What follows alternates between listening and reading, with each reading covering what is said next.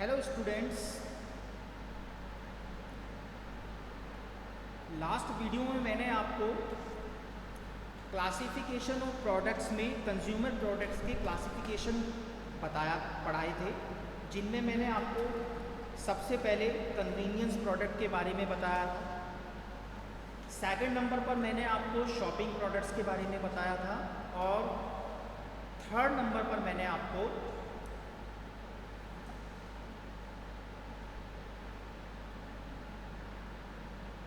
Speciality products के बारे में बताया। According to consumer requirements demands हम इन प्रोडक्ट्स को अलग अलग कैटेगरी में डिवाइड करके चलते हैं ताकि हम उसी हिसाब से मार्केटिंग पॉलिसीज़ को फॉर्म कर पाए। उसी सीक्वेंस में आज हम फोर्थ नंबर पर और लास्ट कैटेगरी है ये कंज्यूमर प्रोडक्ट की, जिसमें हम ड्यूरेबल और नॉन ड्यूरेबल प्रोडक्ट्स के बारे में पढ़ें। जैसा आप नाम से ही देख रहे हैं, पता चल पा रहा है durable and non durable products. Start करते हैं। ए ड्यूरेबल गुड्स और a hard good is a good that does not quickly wear out.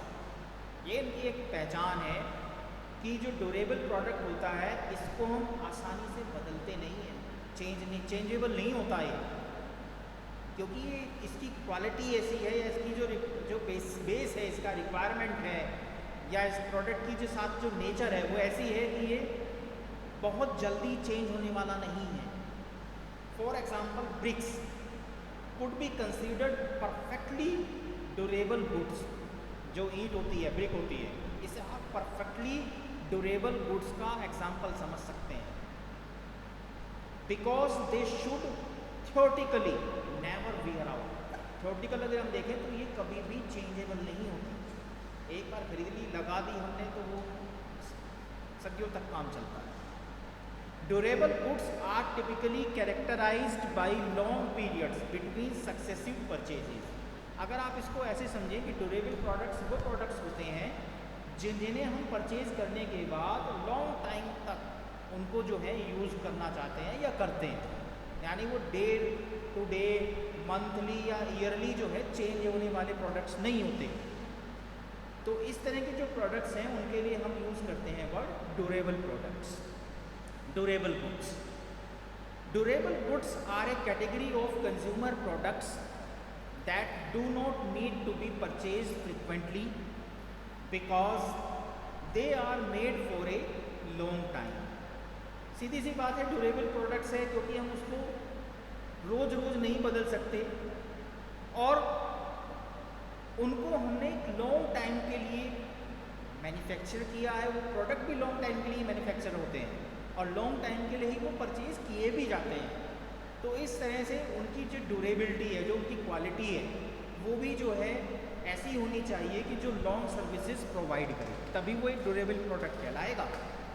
Durable goods require more personal selling and service and higher margin and require seller guarantee.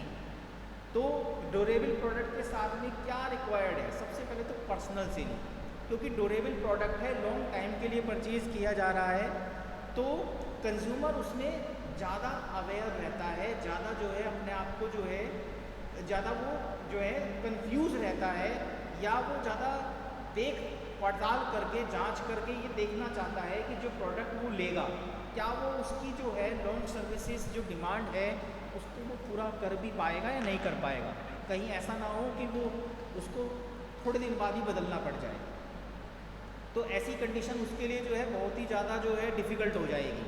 तो ऐसी condition में personal selling ज़्यादा helpful होती है, क्योंकि इसमें जो है हम कंज्यूमर के जो डाउट्स हैं, जो प्रॉब्लम्स हैं, उनको समझते हैं, उन्हें क्लियर करते हैं कि आप अगर ऐसा करेंगे, ऐसा चाहते हैं तो ये प्रोडक्ट आपको ऐसे सर्विस देगा, आपकी ये प्रॉब्लम आएगी तो उसका सोल्यूशन ऐसे होगा और ये आपको लॉन्ग सर्विस देगा। इस तरह का उनको जो है एक सेटिस्फेक्शन हमें देना होता है, जो पर्सनल सेलिंग से सबसे ज़्यादा आता है, क्योंकि हर कंज्यूमर की अपनी अपनी रिक्वायरमेंट्स होती हैं, डिमांड्स होती हैं। एंड हायर मार्जिन, इसमें मार्जिन भी हायर रखा जाता है क्योंकि प्रोडक्ट जो है वो ड्यूरेबल है, बहुत लॉन्ग टाइम सर्विस के लिए बनाया गया है, अच्छी क्वालिटी दी जाती हैं, उसके पीछे अच्छे इन्वेंशन करने पड़ते हैं, पेटेंट्स कराने पड़ते हैं, इनके पीछे अच्छी रिसर्च करनी पड़ती है, उसमें बहुत पैसा खर्च होता है और ये प्रोडक्ट रोज़ रोज़ नहीं डेवलप होते हैं। तो कंपनी को लॉन्ग टाइम तक इनसे जो है पैसा कमाना है और कंज्यूमर तो एक बार खरीदेगा, फिर एक लंबे टाइम बाद तक वो फिर जो है दोबारा प्रोडक्ट नहीं परचेज़ करेगा। तो इसलिए कंपनी जो है जब, क्योंकि बार बार डिमांड तो आएगी नहीं, तो कंज्यूमर ज़्यादा नहीं होंगे, तो कंपनी जो है उसमें मार्जिन ज़्यादा रखेगी, क्योंकि उन्हीं कंज्यूमर से तो उसे पैसा कमाना है और चलाना है कंपनी को, तो इसीलिए इसमें मार्जिन भी हाई रखे जाते हैं। एंड रिक्वायर सेलर गारंटी, और साथ साथ इसमें जो है सेलर की गारंटी भी चाहिए होती है कंज्यूमर को, क्योंकि उसे डर रहता है कि ये प्रोडक्ट जो है कहीं उसका ख़राब ना हो जाए, और कल को अगर ख़राब हो जाता है तो वो उसको कैसे जो है मैनेज करेगा, कहीं ऐसा तो नहीं उसका पैसा जो है सारा इन्वेस्टमेंट वेस्ट चला जाएगा। क्योंकि ये ड्यूरेबल प्रोडक्ट्स महंगे भी होते हैं, अधिकतर ड्यूरेबल प्रोडक्ट्स महंगे होते हैं, तो बार बार परचेज़ करने लायक जो है नहीं होते, तो उसी हिसाब से फिर रिक्वायरमेंट भी रखी जाती है। इसके बाद आते हैं non durable products. Non durable products जैसा इसका ड्यूरेबल प्रोडक्ट्स है, बिल्कुल इसके अपोजिट होते हैं। नॉन ड्यूरेबल प्रोडक्ट्स में देखिए क्या होता है, नॉन ड्यूरेबल गुड्स और सॉफ्ट गुड्स, सेकंड नेम इनका सॉफ्ट गुड है, ये भी एक शॉर्ट क्वेश्चन बन जाता है, पेपर में आ सकता है। Are the opposite of durable goods. Non durable products are those which are consumed fast, जो फास्टली कंज्यूम होते हैं। For example food products, toiletries, beverage etcetera. आज खरीदे यूज़ हो गए, कल को फिर खरीदे फिर यूज़ हो गए, तो इनके साथ में जो प्रोबेबिलिटी है यूज़ होने की, जो इनके साथ में जो है जो इनकी परचेजिंग है वो लगातार फ्रिक्वेंटली होती रहती है, यूज़ हुए फ्रिक्वेंटली, फिर ख़त्म हो गए, फिर नए लिए, फिर ख़त्म हो गए, ये लगातार चलता रहता है। Repeat purchase are almost assured in these cases if the consumer is satisfied with the product. और अब इसमें एक क्वालिटी ये है कि अगर आपका कंज्यूमर आपसे सेटिस्फाई हो गया तो वो बार बार आपसे वो प्रोडक्ट परचेज करने आएगा। तो आपको कस्टमर बनाना है इसमें, और कस्टमर बनाना है तो सीधी सी बात ये है कि मार्केट में कंपटीशन भी है, तो ऐसे प्राइस रखने हैं, ऐसी क्वालिटी देनी है कि कंज्यूमर आपसे सेटिस्फाई रहे और वो दूसरे कॉम्पिटिटर के प्रोडक्ट की तरफ ना जाए, और फिर आपका वो रेगुलर कस्टमर हो गया तो वो रेगुलर परचेज करेगा। एक तरह से आपका जो है रिटर्न का एक तरह से सोर्स बन जाएगा। तो रिटर्न सोर्स बनाना है हमें कंज्यूमर को, तो इसके लिए नॉन ड्यूरेबल प्रोडक्ट्स में अलग स्ट्रेटजी रखनी पड़ती है। Effective promotional efforts are required for such products.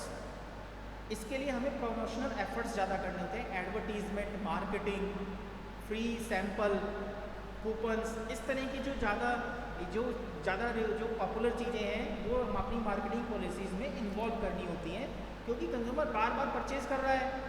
अगर आप एक कूपन दे भी देते हैं तो कल को वो कूपन खुश हो गया, आपसे एक बार आपका प्रोडक्ट ले ले, और अगर उसको आपका प्रोडक्ट अच्छा लग गया फिर तो वो बार बार आपसे परचेज करेगा। तो अगर आपने 150 रुपये का कूपन खर्च कर दिया और उसके बाद वो आपका रेगुलर कस्टमर बन जाता है तो आप उससे लॉन्ग टाइम में फ़ायदा उठाएंगे। तो इसमें जो है इस तरह की पॉलिसीज़ ज़्यादा कामयाब रहती हैं। With a view to building brand preferences, consumer loyalty and ultimately securing of higher sale. इससे क्या होता है कि हम अपनी जो हायर सेल है उसको सिक्योर कर लेते हैं। जितने ज़्यादा हम कंज्यूमर बना लेंगे उतनी ही ज़्यादा हमारी फ्रिक्वेंट सेल परचेज बढ़ती चली जाएगी, और एक कंज्यूमर अगर सेटिस्फाई होता है तो वो दूसरों को भी रेफ़र करता है। तो इस तरह से जो है एक ब्रांड इमेज बनती चली जाती है, और ब्रांड इमेज अगर एक बार मार्केट में किसी प्रोडक्ट की बन जाए तो फिर उसे मार्केट में सरवाइव करने से कोई नहीं रोक सकता, फिर तो वो बहुत टॉप तक जा सकता है अगर प्रोडक्ट की मार्केटिंग सही तरह चलती रहे और प्रोडक्ट की क्वालिटी बिल्कुल मेंटेन रहे, कंज्यूमर सेटिस्फाई रहे। लगातार उसमें इनोवेशन, रिसर्च करके उसमें चेंज करते रहें, इफेक्टिव बनाते रहें। प्रोडक्ट एक बार चल गया तो फिर लॉन्ग टाइम तक चलता है, प्रोडक्ट की एक इमेज तैयार हो जाती है।